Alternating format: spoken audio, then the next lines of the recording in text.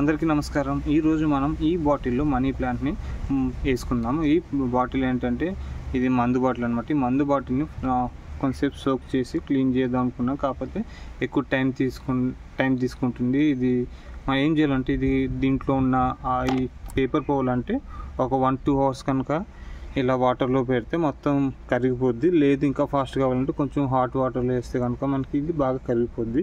Okay, ఇప్పుడైతే బాటిల్ని పైన క్యాప్ తీసి శుభ్రంగా క్లీన్ చేసుకున్నాను. క్లీన్ చేసుకున్న తర్వాత ఇక్కడ మనకి ఇక్కడ ప్లాస్టిక్ లిడ్ ఉంటుంది. మందు పోసినప్పుడు స్లోగా రావడానికి, ఒకటేసారి అవుట్లో కాకుండా. ఓకే, ఈ అవుట్లో కాకుండా ఉన్న దాంట్లో ఇప్పుడు ఏం చేస్తామంటే మనం ఇప్పుడు ఇది ఉంది కదా, దీంట్లో కొంచెం ఏం చేస్తామంటే ఈ వాటర్ పోసుకోండి.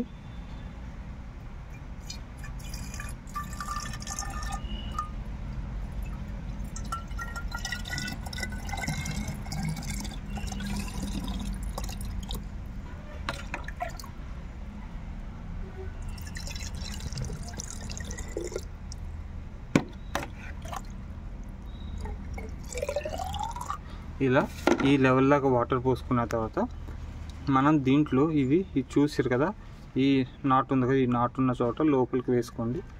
లోపలికి వేసి కొంచెం లోపలికి ఇదిగోండి, ఇలా ఉన్న చోట కూడా మనకి వేరు వస్తుంది. వేరు వచ్చిన తర్వాత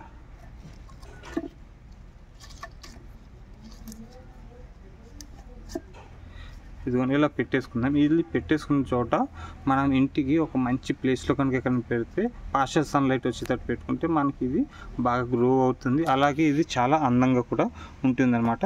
నాకైతే ఈ పేపర్లు ఇష్టంలో ఉండదు, తర్వాత ఉండే వదిలి పోతాయి.